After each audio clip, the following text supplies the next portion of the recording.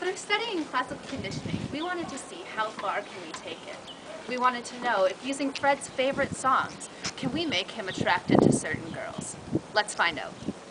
You think I'm pretty without any makeup on. You think I'm funny when I tell the punchline wrong. I know you get me, so I let my walls come down, down. Before you met me, I was alright, but things were kinda heavy. So as you've seen, the song that Fred is listening to, his very favorite song, is eliciting positive feelings for him. This is because this is the unconditional stimulus, giving him the unconditional response. Now, as Fred walks past the same arts building every day on his way home, this arts building is now our conditional stimulus. So, now, when it's paired on its own, it will start giving Fred the same positive feelings, so it'll be our conditional response.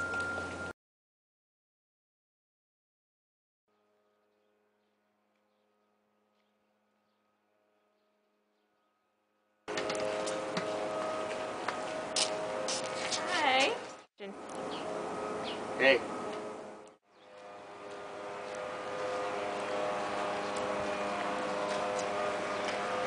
So in higher order conditioning, we see that a neutral stimulus has been paired with an existing conditional stimulus.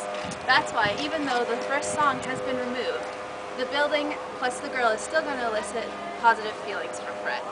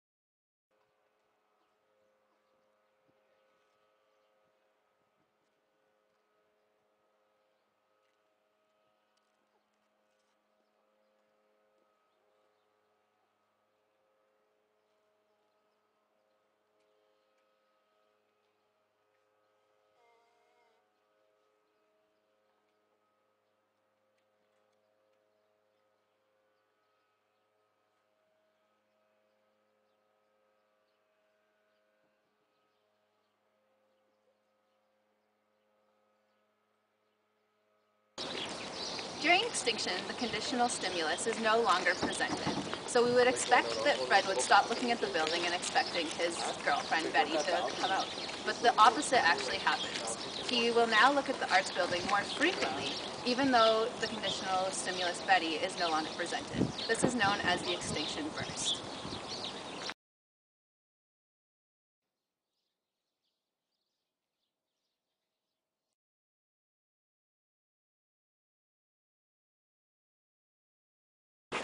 Fred's previous extinction and disappearance of positive reinforcements towards the building reappears. He now has positive feelings towards the building despite it being non-reinforcing during extinction.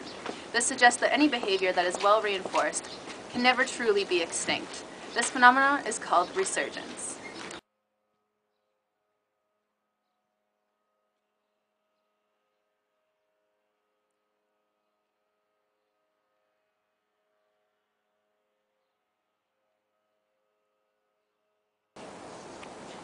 Classical and operant conditioning are not limited to simple or unconscious behaviors. More neutral stimuli can be introduced and become the conditional stimulus, and we can then get a conditional response. So using Fred's underlying conditioned behaviors, we can now introduce a new conditional stimulus and have the same response. I'll show you how.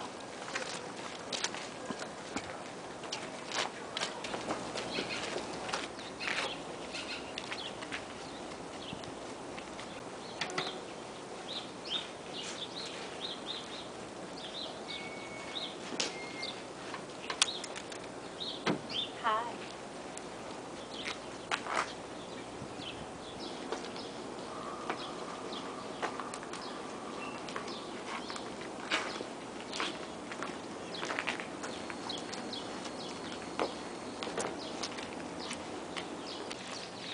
So we discovered that we could, in fact, get Fred to become attracted to certain girls through conditioning. We found that using the unconditional stimulus of the music that he already liked, producing the positive feelings, which is our unconditioned response, we could match it then with the arts building through conditioning and get the arts building to also elicit a positive response. In higher order conditioning, we removed the song, but now we introduced Betty. So our building became our unconditional stimulus, Betty became our conditional stimulus, and we were still able to get the positive unconditioned response and conditional response. We've seen as they went through their relationship and they broke up, the extinction phase. Initially starting out with the phenomenon of an extinction burst, where Fred now looked more often at the arts building for Betty, still with no positive reinforcement of her showing up. Later on, we found the resurgence phase, where spontaneously Fred was still able to have the positive feelings of the building without that positive reinforcement.